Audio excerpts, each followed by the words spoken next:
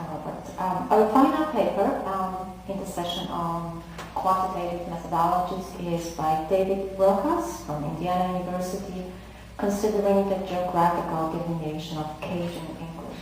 David? Thank you.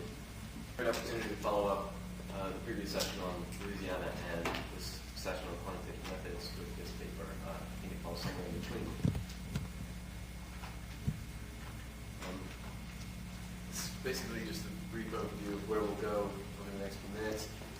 First, I'll mention briefly Cajun and other Louisiana Englishes because those have been referred to probably for the past 10 to 15 years, I would say. And then I'm not going to actually talk as much about string and distance as I might have because it's already been covered today, and as well as stylometry. I should point out, I guess, at this point that I'm using methodology basically straight from Groningen work with LAVIS. I'm just going to be applying that to a certain subset of flags. And as far as I know, this is the first time that anyone's worked with flags in this way, so sort of exploratory.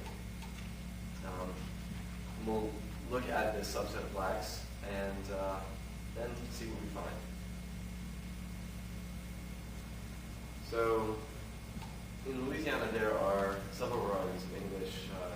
There were talks at this conference on Yat speech and Cajun English and Creole African American vernacular English, and these are all present, and they've been studied in various ways, and the features of these have been studied in various ways.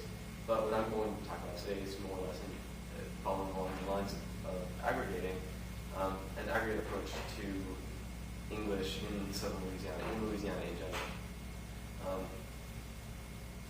And while it would be possible to use lags for its lexical content, its grammatical items that it includes, I'm going to be specifically focusing on the phonetic transcriptions and only doing string distances of the 418 phonetic items that were uttered by each of the 914 primary forms. So string antithesis we've talked about before has been used for a variety of tasks, basically to compare two strings. Two transcriptions is what we're talking about here. I am not using features, though. I'm looking at simple string comparisons as opposed to features. It would be quite possible and relatively easy to do the conversion from phonetic transcription to features, but I was going to use sound patterns of English, so I'm sort of glad that I didn't. And this is just another example of how you follow the path to get to the minimum distance when mapping one string onto another one. Those were, I think, 4 of my slides that basically I didn't have to do today. Dialectometry is effectively the measuring of distances from one dialect to another, or one dialect, and has been successfully applied to Irish and Gaelic dialects in Ireland and Scotland, and a lot of work on the Dutch dialects at Groningen, and also on language data. So now we're going to look at lags. For this study, I'm only focusing on the West Central Zone and the Western Zone, particularly with respect to the areas around Louisiana. I'm including in the West Central Zone those lags grids in Mississippi that actually have contiguous, that are actually contiguous with Louisiana, that butt up against Louisiana. That includes one zone in Upper Mississippi, or one grid in Upper Mississippi, and then several in Lower Mississippi, as well as 2 in on the Mississippi Gulf Coast. Then in the Western Zone, I've got the rest of Louisiana, and then I believe 5 lags grids in Texas and 3 in southern Arkansas. This is basically what you see if you take the individuals. If you only pull, if you only look at individuals, if you take every speaker and compare their uttering or utterance of a particular lags word with every other speaker, so in a sense it's aggregating features, but it's not aggregating speakers. And if you could see these, I could tell you. There are very few. We don't hear you. You don't hear me? Well, then I'll stay here and just point, long distance. So, several of these do in fact seem to form a cohesive group, a small coherent group. Particularly the fourth from the bottom, I don't think there are any Louisiana speakers in there. Those are just Arkansas, Mississippi, and Texas. And then there are a few that have very few Louisiana speakers.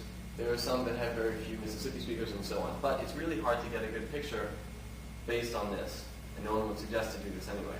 So then we zoom out a little bit, and we look at the sectors that are provided in LAVIS. Upper Mississippi, Lower Mississippi, Western Louisiana, the Gulf Coast of Mississippi, and Eastern Louisiana, Upper Texas, and those three sectors in Arkansas, or units in Arkansas.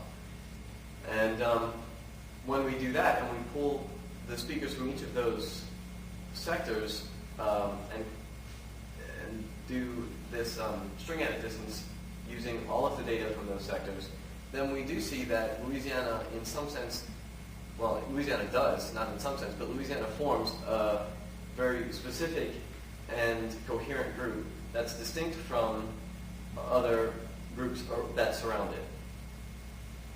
So that's more or less justification to look at Louisiana by itself.